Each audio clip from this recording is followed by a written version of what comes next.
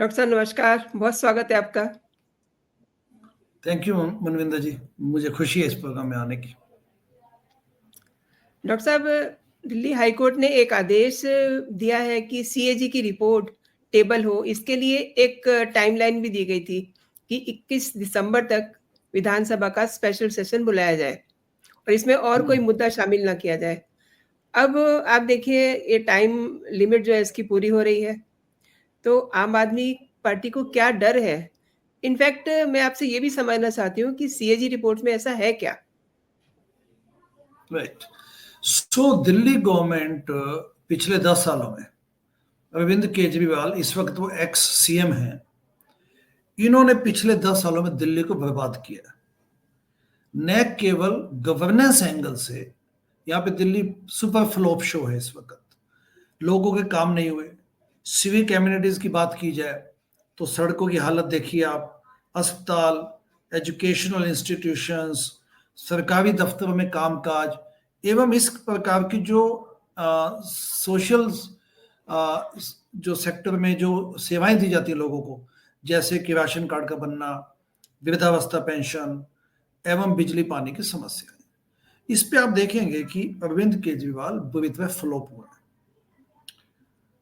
एवं जो दिल्ली एक रिच कैश कैश वाला स्टेट होता था, उसमें भी अब जो ये हालत है इस वक्त, आलम यह है कि 8,000 करोड़ के घाटे में ये जो फाइनेंशियल बजट है ये एंटिसिपेट किया गया था। नेचुरली दिस बजट ये स्टिल गोइंग ऑन। लोग यहाँ पे बड़े परेशान हैं। अच्छा, जो दिल्ली के वोटर नहीं है प्लस दिल्ली के वोटर, सबको मिला के दिल्ली में जो भी रहता है, इवन एनसीआर में पोल्यूशन की समस्या बड़ी भयंकर है। यमुना के पानी को कभी साफ नहीं किया गया। यमुना जो नदी है वो मृतावस्था में है इस वक्त, साइंस के वैज्ञानिक दृष्टिकोण से देखें तो आप, तो कुल मिला के यहाँ पे बेहाली का आलम है। यहाँ पे कूड़ा करकट का ये सिटी बन चुका है एंड वर्ल्ड वाइड यहाँ पे मतलब यहाँ की जो नाकामी वो दिखती है। लेकिन यदि आप लेजिस्लेटिव असेंबली, क्योंकि दिल्ली में एक लेजिस्लेटिव असेंबली है, otherwise it's A union territory, but यहाँ पे सेंट्रल गवर्नमेंट को लगा 1993 में कि इसको लेजिस्लेटिव असेंबली राइट्स दिए जाए ताकि जनता के चुने हुए प्रतिनिधि इन फॉर्म्स ऑफ विधायक या एमएलए अपने लेजिस्लेटिव ड्यूटीज को पूरा कर सके। अब लेजिस्लेटिव असेंबली का एक सिंगल मात्र काम होता है लॉ मेकिंग, कानून बनाना, और उसके लिए नेचुरली विधानसभा सेशन बुलाए जाते हैं और वहां पे जाके कानून बनाए जाते हैं। तो यदि आप दिल्ली के विधायकों के दृष्टिकोण से भी देखें, न केवल वो सर्विसेज देने में नाकामयाब हुए हैं गवर्नेंस के एंगल से, इन लोगों की नाकामी, अरविंद केजरीवाल की नाकामी इवन लॉ मेकिंग में भी दिखती है। अब लोग कहते हैं पढ़े लिखे लोगों को पॉलिटिक्स में जाना चाहिए। अरविंद इसका सबसे बड़ा ब्लॉट है, धब्बा। अब हम जब जनता को बोलते हैं भारतीय लिबरल पार्टी के माध्यम से, जब मैं कहता हूं कि मैं पढ़ा लिखा हूं, वोट दीजिए, तो मुझे करेक्ट करना पड़ता है, सॉरी, पढ़े लिखे तो बाकी लोग भी हैं, लेकिन पढ़े लिखे में ईमानदार व्यक्ति को वोट दीजिए आप। Exactly. Education alone doesn't help. The person must have the spine and the integrity. तो आपको यकीन नहीं होगा मनविंदर जी, और आपके दर्शकों को जान के ताज्जुब होगा, आश्चर्य होगा कि पिछले 5 सालों में दिल्ली विधानसभा के सिर्फ 5 सेशंस में 5, जबकि प्रत्येक वर्ष 3 सेशन होने चाहिए, क्योंकि लॉ मेकिंग तभी करेंगे, विधेयक तभी पास किए जाएंगे, उन पे पहले डिस्कशन होगी, फिर बिल बनेगा जब वो सेशन में बैठेंगे। तो इन लोगों ने बेसिकली, आम आदमी पार्टी ने लोकतंत्र पे भी बहुत बड़ा एक धब्बा है। अच्छा, अब ये इसके पीछे एक रीजन ये है कि इन पे जो करप्शन के चार्जेस हैं, अगर लेजिस्लेटिव असेंबली या विधानसभा सत्र बुलाए जाएंगे तो वहां डिस्कशन होगी। सीएजी के 14 CAG reports, controller auditor general of India की जो सीएजी रिपोर्ट, कैग रिपोर्ट बोलते हैं इसको जी, 14 कैग रिपोर्ट्स लंबित है, 14, और उसमें नेचुरली फाइनेंस डिपार्टमेंट की, आपके जल बोर्ड की और दूसरी जो डिपार्टमेंट्स है उनकी कैग रिपोर्ट्स।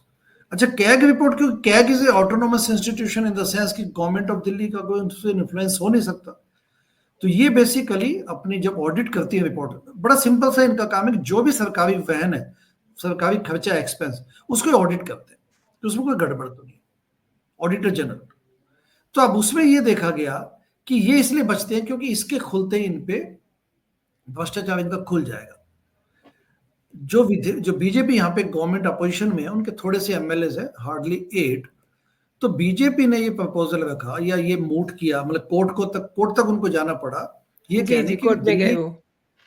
असेंबली में अपनी कैग रिपोर्ट्स को टेबल नहीं किया उन्होंने। अच्छा, फिर एलजी महोदया ने उनको चिट्ठी लिखी दिल्ली असेंबली के लिए, सेशन के लिए, मतलब दिल्ली गवर्नमेंट को लिखा कि आप प्लीज दिल्ली विधानसभा का स्पेशल सत्र बुलाइए दिसंबर 19 और 20। हाई कोर्ट में केस गया तो भी इनको शर्म नहीं आई। तो पॉलिटिकल नैतिकता या राजनीतिक नैतिकता एवं कॉन्स्टिट्यूशनल नैतिकता इन लोगों में है नहीं। आतिशी इज ए बिग ड्रामाबाज एंड अरविंद केजरीवाल इस वक्त भी यह जानते हुए कि वो फिर से मुख्यमंत्री नहीं बन पाएंगे, क्योंकि उनपे जिस प्रकार की पाबंदियां सुप्रीम कोर्ट ने शराब घोटाले में लगाई हुई हैं, तो वो दिल्ली 2025 के जो विधानसभा चुनाव के नतीजों के बाद भी, हारने के बाद तो मतलब ही नहीं है उनका। हाइपोथेटिकली हम 1 मिनट के लिए मान लें तो भी वो सीएम नहीं बन सकते, तब भी लोगों को बगलावे कि फिर लाएंगे केजरीवाल। तो आप समझ सकते हैं कि कुल मिला के अरविंद केजरीवाल ने जो अराजकता फैलाई है in name of governance and in name of constitutional duties, वो एक अनपैरेलल्ड है। मतलब उसका कोई पैरेलल इतिहास एग्जाम्पल नहीं मिलेगा। तो कुल मिला के इसका जिस्ट ये है कि इनके सीएजी रिपोर्ट अगर दाखिल कल करवा दी जाए तो इनकी सारी पोल पट्टी खुल जाएगी और अरविंद केजरीवाल एक्चुअली जेल में तुरंत चले जाएंगे। अब इसका सोल्यूशन ये है कि जब इस लेवल तक ऑडेसिटी है गवर्नमेंट की कि एलजी के कहने पे नहीं मानती, या कोर्ट में केस गया तो उसके बाद उनमें एक नैतिकता के मामले उनको ये पिकअप करना चाहिए अपने आप के, नहीं ये मामला कोर्ट में जाना ही नहीं चाहिए, तो let us take corrective steps on this. उस पे भी जो इन्होंने इस प्रकार से बेकदरी दिखाई है, उसके बाद तो एक ही मतलब गवर्नमेंट के पास, ये एलजी के पास या सेंट्रल गवर्नमेंट के पास एक ही इसका वो नतीजा निकलता है कि यहाँ पे सेंट्रल रूल या प्रेसिडेंशियल रूल लगा दिया जाए।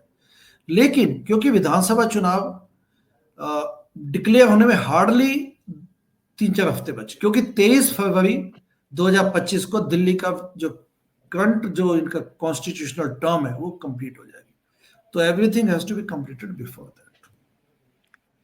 डॉक्टर साहब, सीएजी रिपोर्ट में मतलब ऐसा है क्या जो इन्होंने इतने सालों से, आई मीन 2017 से 2021 तक जो है पेंडेंसी चल रही है, मतलब ऐसा क्या है उसमें? इसमें कई स्कैम्स आएंगे, क्योंकि एक स्कैम जो सबको दिखता है वो है शराब घोटाला। जी जी, बाकी लेकिन स्कैम क्या वास्तव है? में, हाँ जी, बाकी स्कैम कई हैं। जैसे ट्रांसपोर्ट डिपार्टमेंट में ये क्लेम करते हैं कि इतनी इलेक्ट्रिक बसें ईवी आ गई हैं, जबकि हालात सच्चाई है कि दिल्ली में इस वक्त डीटीसी बसों की संख्या कम हुई है। दिल्ली जल बोर्ड का 70,000 करोड़ का scam is waiting to be disclosed. 70 Delhi Jal board, उसमें राघव चड्ढा भी जेल में जाएगा। शराब घोटाले में जो इन्होंने रेवेन्यू पॉलिसी के साथ कुठाराघात किया और उसको डिस्टोर्ट किया, उसकी डिटेल्स, उसकी ऑडिट रिपोर्ट हमें चाहिए, यानी कि जनता को चाहिए। तो शराब घोटाले की फर्दर डिटेल्स मिलेंगी कि किस प्रकार से इन्होंने मतलब फाइनेंशियली अपने जो ट्वीक किया, अपने जो पॉलिसीज को मॉडिफाई किया, तो उसके जो फाइनेंशियल बेसिस क्या था, ऑडिटिंग क्या बोलती है, उस प्रकार से जो यहाँ पे स्कूलों में इन पे आरोप है कि इन्होंने बिल्डिंग जो कमरे हैं, जैसे 5 लाख का कमरा बनना है एडिशनल, तो उन्होंने 25-25 लाख के कमरे बनाए। उसी प्रकार से नाना ढंग के इनको आपको फाइनेंशियल इरेगुलरिटीज अनियमितताएं दिखेंगी। जैसे एक और एग्जांपल आता है, क्योंकि नेचुरली जब एजुकेशन डिपार्टमेंट के बजट का मामला उठेगा तो केवल स्कैम नहीं होते, कई बार ये भी देखा जाता है कि इस खर्चे पे, इस टॉपिक पे या इस विषय में जो खर्चा होना चाहिए था वो हुआ कि नहीं हुआ, या उसमें विलंबता या उसकी में डिले क्यों हुआ।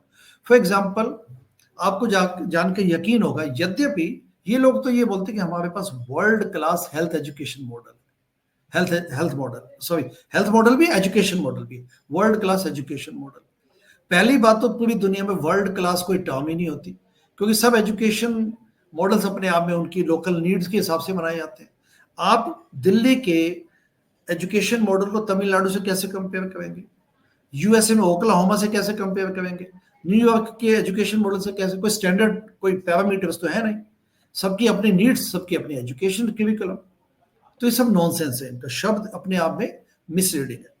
अब उसके बाद इस साल बच्चों को जो 1100 रुपीज यूनिफॉर्म के मिलने चाहिए थे, वो जनवरी तक नहीं, मतलब पिछले साल की बात बता रहा हूँ, जो पिछला सेशन था 2022-23, उसमें क्योंकि स्कूल सेशन खत्म हो जाता है मार्च में, जनवरी 2024 के बिगिनिंग तक इनको यूनिफॉर्म के पैसे नहीं मिले थे, जो कि 2023 में जब स्कूल शुरू हुए अप्रैल मई में तब मिलने चाहिए थे।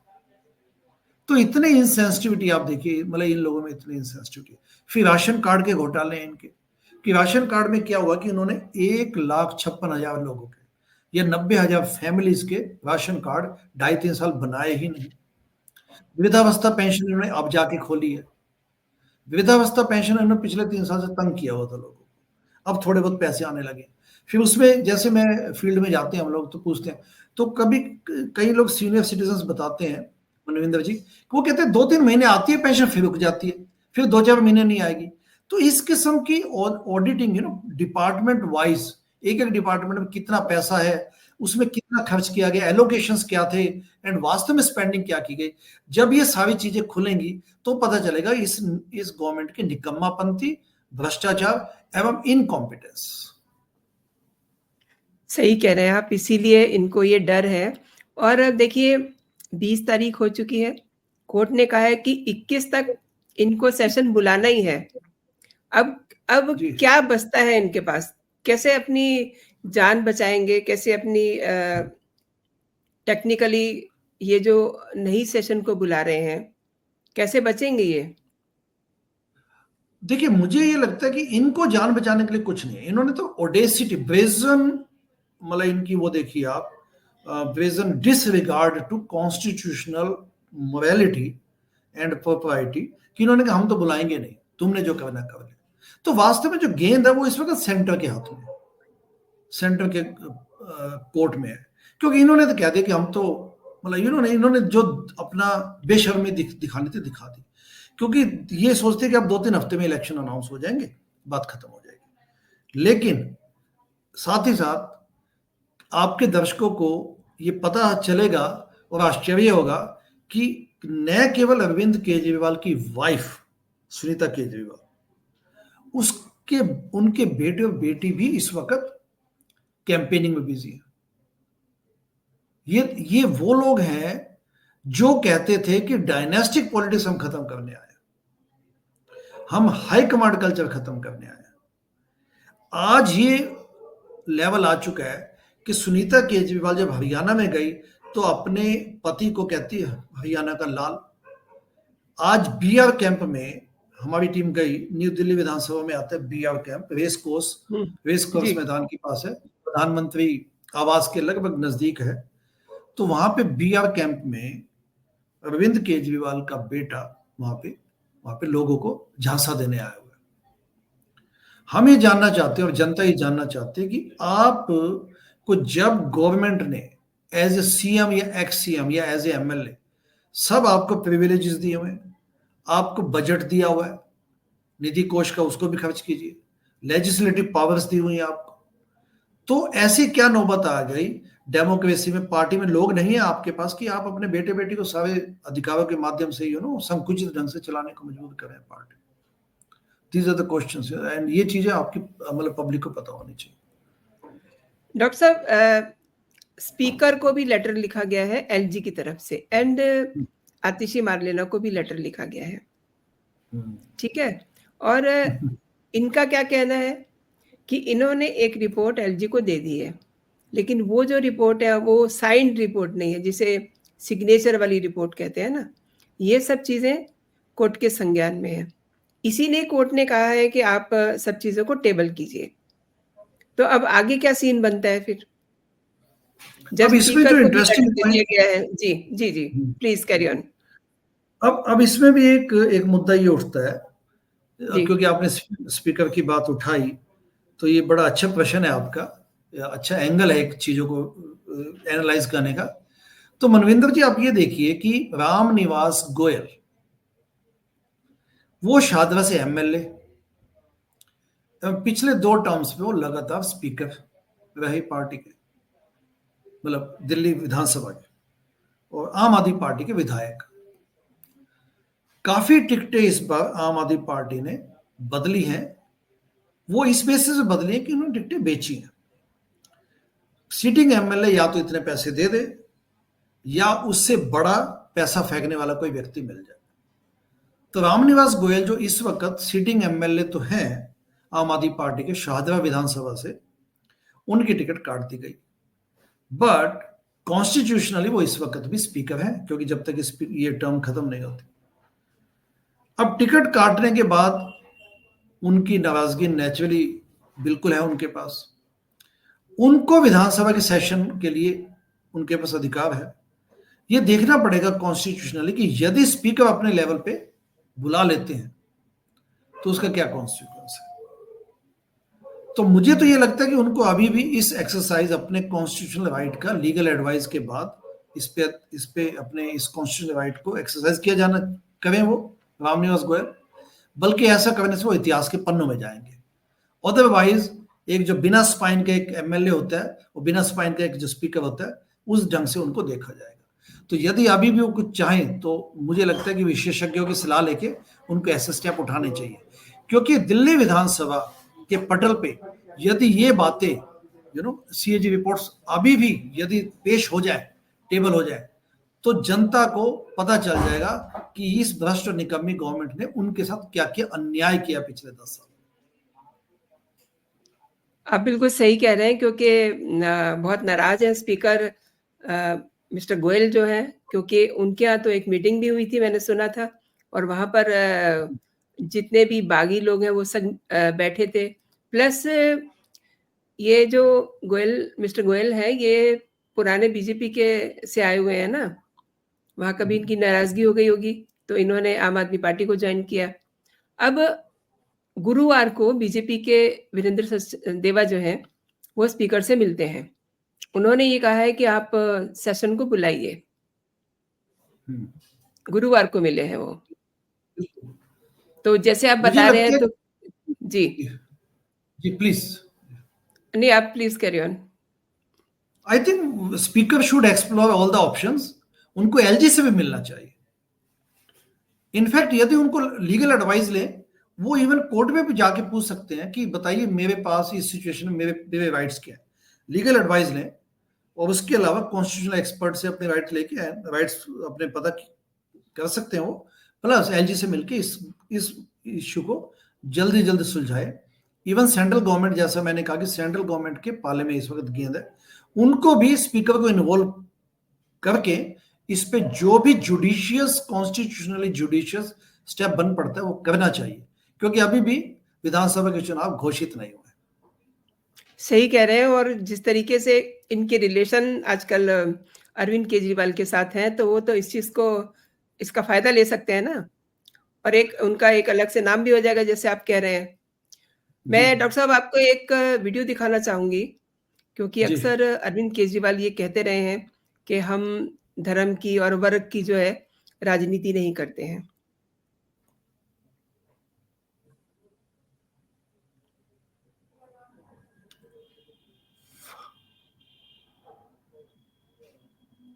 ये आप समझ रहे हैं क्या हो रहा है? जी, आशीर्वाद दे रहे हैं ये अम्बेडकर जी से। जी।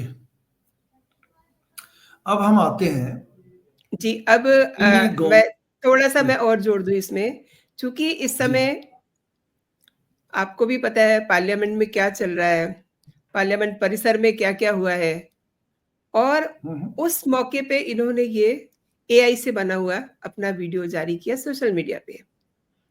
क्या कहता है ये, और आप क्या सोचते हैं इसके बारे में? देखिए, पहली बात तो ये है कि जो दिल्ली गवर्नमेंट है उसकी आप एंटी दलित, आप उनके इतिहास को देखेंगे तो आप आश्चर्यचकित हो जाएंगे। दिल्ली का जो 17% बजट तो कॉन्स्टिट्यूशनली मैंडेटेड शेड्यूल्ड कास्ट जो वेलफेयर पे खर्च होना चाहिए था, क्योंकि this is called scheduled caste सब प्लान। ये रिक्वायरमेंट है कि आपको अपने राज्य का बजट का उतना हिस्सा जितना वहां पे दलित पॉपुलेशन है, शेड्यूल्ड कास्ट पॉपुलेशन है, उस पर खर्च करना पड़ेगा। अब सिचुएशन ये है कि पिछले 10 सालों में दिल्ली गवर्नमेंट ने वो पैसा रेवड़िया बांटने पर खर्च किया, इसको रीएलोकेट करके दलित वेलफेयर पे नहीं किया। अब इस किस्म के मिसलीडिंग आर्टिफिशियल इंटेलिजेंस से आप वीडियोस क्रिएट करके लोगों को ये कहना चाहते हैं कि हम दलित हिमायती हैं या दलितों के हम हित में काम करेंगे। तो दिल्ली की जनता वास्तव में इनके डिजाइन और इनके जो बेईमानी, इनके फ्रॉड को अच्छी तरह समझ चुकी है। आप गरीब इलाकों में जाएं चाहे दिल्ली के पॉश इलाकों में जाएं, वहां पे सब जगह अरविंद केजरीवाल को लोग थू थू करते हैं और वो ये भी कहते हैं कि न केवल इस व्यक्ति ने हमें एज ए दिल्ली स्टेट हमें फेल किया, इन्होंने जो आइडियोलॉजिकल जो एक सिचुएशन क्रिएट की थी कि व्यवस्था परिवर्तन लेके आएंगे, एक जो समाज को ये हम पूरे देश में राजनीति बदल देंगे, तो लोग ये कहते हैं कि समाज के साथ इन्होंने खिलवाड़ किया। देश की आस्था, देश की जो फेथ थी, ट्रस्ट को उन्होंने बहुत बड़ा नुकसान पहुंचाया और इसलिए अगले कुछ सालों में, अगले कई सालों तक इवन आंदोलन खड़े करना भी मुश्किल हो जाएगा। मैं हमेशा ये कहता हूं कि अरविंद केजरीवाल के जो कृतघ्न जो जिस ढंग से उन्होंने काम किया पिछले 10 सालों में पॉलिटिक्स में आके, जो डिसक्रेडिबिलिटी उन्होंने क्रिएट की है, जो एक डिसटेस्ट पैदा किया, उसकी वजह से लोगों को, ईमानदार लोगों के रास्ते इन्होंने कठिन कर दिया।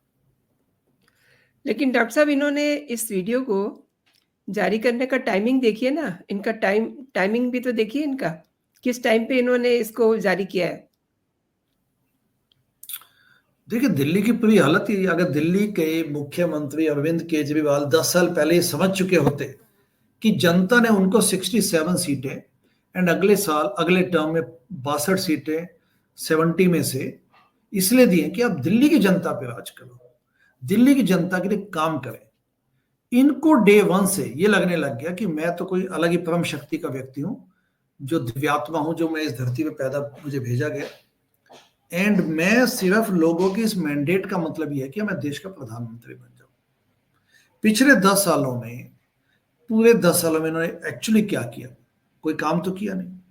दिल्ली गवर्नमेंट ने सेंट्रल गवर्नमेंट के साथ या सेंट्रल गवर्नमेंट के जो रिप्रेजेंटेटिव्स थे जैसे एलजी, उनके साथ गाली गलौज, टकराव, अपमानजनक भाषाओं में बात की एवं लगातार काम बिगाड़ने वाले काम किए। मतलब जहां भी स्थिति कोई मिल के कोलैबोरेटिव ढंग से central government and state government काम कर सकते थे, हर चीज को इन्होंने प्रॉब्लम क्रिएट की।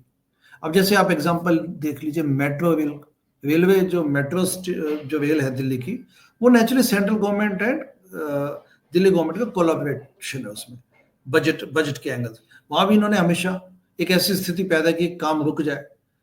कोई भी काम देख लीजिए, एक प्रगति मैदान के ऊपर एक ब्रिज बना, वो क्लासिकल एग्जांपल है, आई थिंक 3-1 साल पहले, उस पे इतना बड़ा टकराव पैदा कर दिया।